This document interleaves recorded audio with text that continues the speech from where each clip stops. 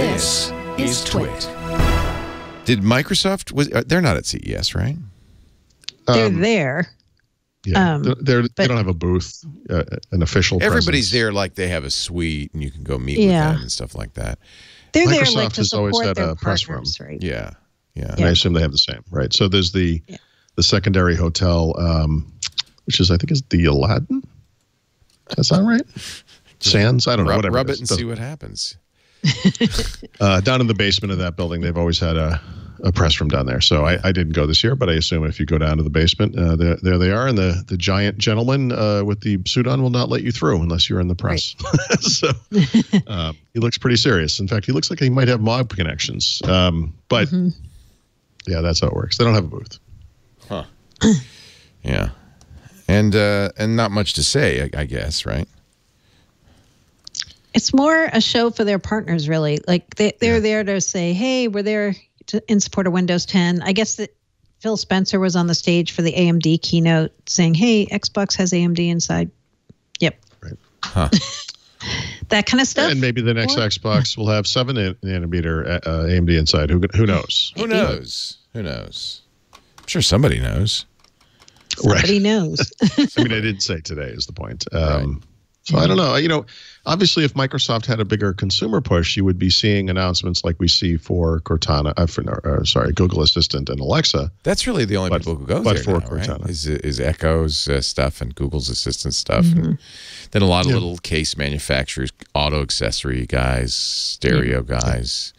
It is TVs. kind of an auto show now. It's TVs and autos, really. Right. Of course, LG got some. So cracks me up because they got press for the same thing they showed last year, right? The roll-up TV. I remember that distinctly last year. I think that the TV thing is uninteresting right now. 4K, TVs have become really inexpensive, and I think that upgrade cycle has pretty much happened. And TVs, to get people to upgrade again, several years are going to have to go by. And B, the technology is really going to have to show up. And yeah, the QLED, 8K, whatever, but there's no content that can take advantage of this stuff. There's no bandwidth that would let us stream content of that quality. I think the 4K thing was such a huge improvement, especially when you factor like HDR and some of the side technologies, that it's just, there's not much to say. Yeah, that's it's kind of done. Yeah. Well, that's the industry as a whole. Okay. Yep. We're done. We did everything.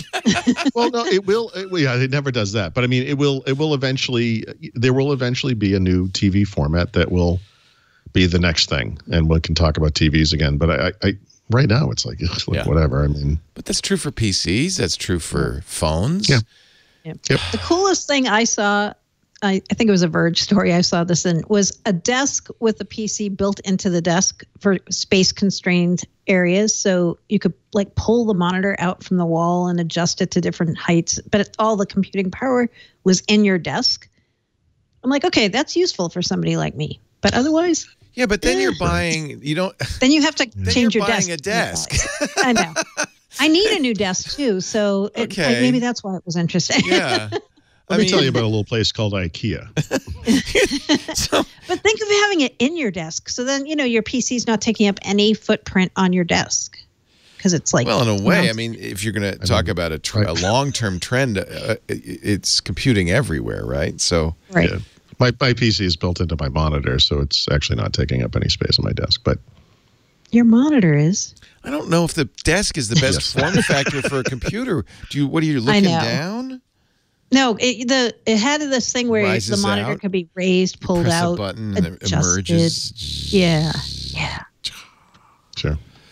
Okay. And that's CES, ladies and gentlemen. In a nutshell. Holy camole. More interested in smart toilets. Kohler had an Alexa-powered toilet. But again, maybe I'm crazy, but I think they announced that last year. Yeah. This is a really interesting example of an industry that's just kind of in stasis right now, or plateau right now. Everything is so. You could pick any single thing you want. If you want to talk about like a smart thermostats, rather. There's no giant innovation coming to these things, right? They'll have air quality controls and stuff like that. But I mean, it's just there is no major new anything really when it comes to CES. There's just nothing. There's just, even if, like, for example, if Kindle switched over overnight to like color e-ink, right, which would be amazing. Yeah. But how does that change the world? Like, does it really? Is it? Like, I don't know. It's not. I'm not saying it's nothing, but it's. This is. I can't think of anything in this sphere that, unless the car is going to get off the ground and fly, that would be interesting.